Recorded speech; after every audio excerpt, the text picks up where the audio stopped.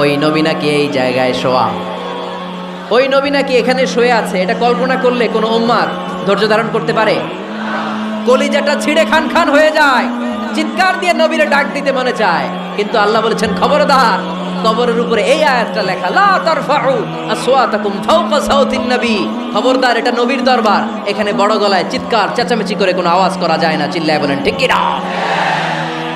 এজন্য আল্লাহ বললেন লা তারফাউ আসওয়াতাকুম ফাওকা সাউতিন নবী। খবরদার, নবীর কণ্ঠের চাইতে যেন কণ্ঠ উঁচু হয়ে না যায়।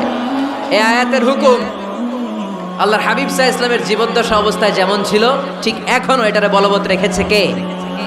তাই ওইখানে আল্লাহর হাবিব সাল্লাল্লাহু আলাইহি ওয়াসাল্লামের কবরের সামনে বুক ফেটে কান্না আসে।